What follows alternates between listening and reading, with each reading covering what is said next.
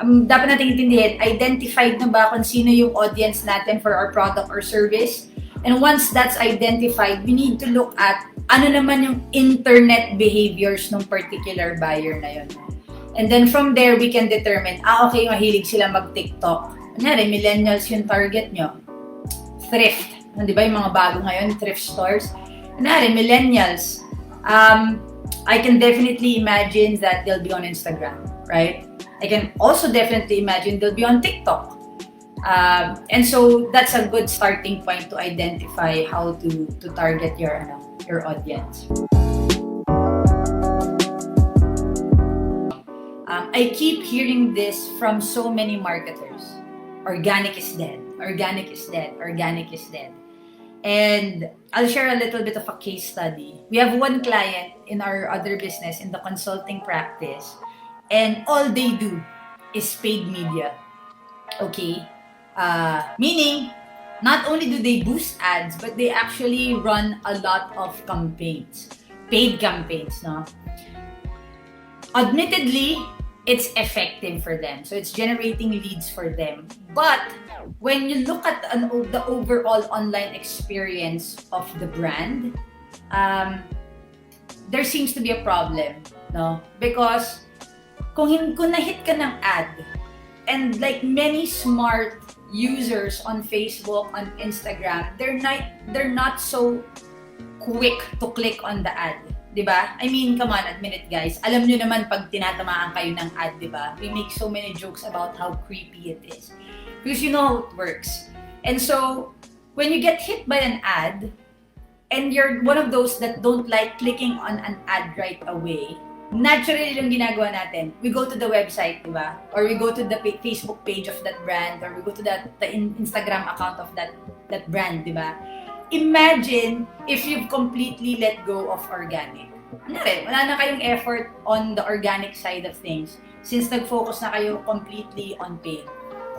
Can you imagine as a buyer, as a potential buyer, what that experience would look like? Pagpunta nyo dun sa Instagram page, last post was 2019. Ano isipin nyo? Ay, parang scam. Di ba? Di ba? Meaning nyo, ganun minsan yung pakiramdam, di ba? Pagka we go to a Facebook page and then parang months apart yung post, medyo, ay, nangyari. Ganun yung pakiramdam natin. And so in a way, for this particular client, hindi complete yung overall internet experience of a potential buyer, no? Yes, when we do traffic campaigns or awareness campaigns, nahihit yung mga tamang tao, but at the same time, yung experience ng potential customer na yun or potential buyer na yun with the brand online, kapos.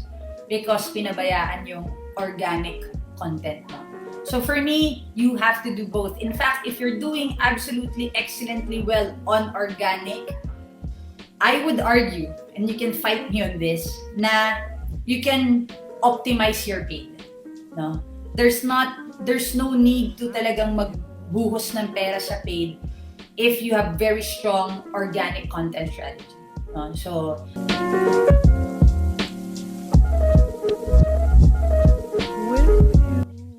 I think bukod sa it's really knowing the habits of your target market or your customers.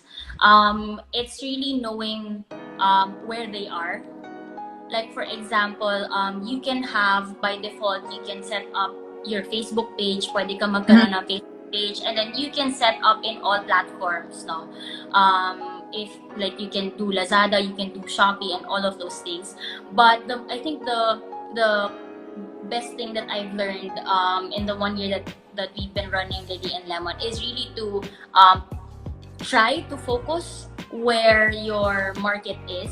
So in that case, the sort of like parang market profile, yung like for example, saan ba siya talaga mas nag-online, anong time nag-online yung mga moms who are our followers on Instagram. So yes. I think that's the most important thing. More on, I think Cindy na mention mo din to before, no? Like more than the branding itself. No, more than focusing on the branding, it's also important to really focus on the customer.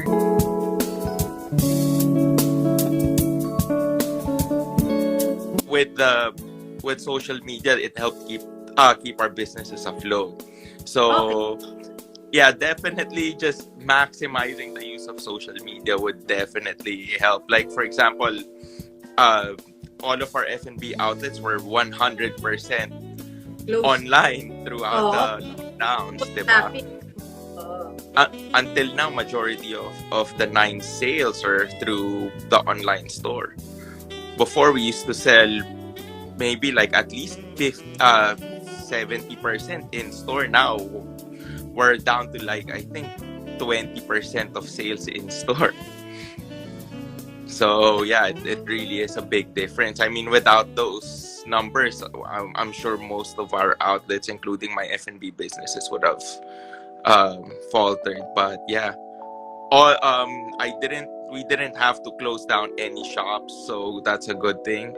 Wow. But yeah, we've just been lucky with the help of course, our partners in retail and our landlords.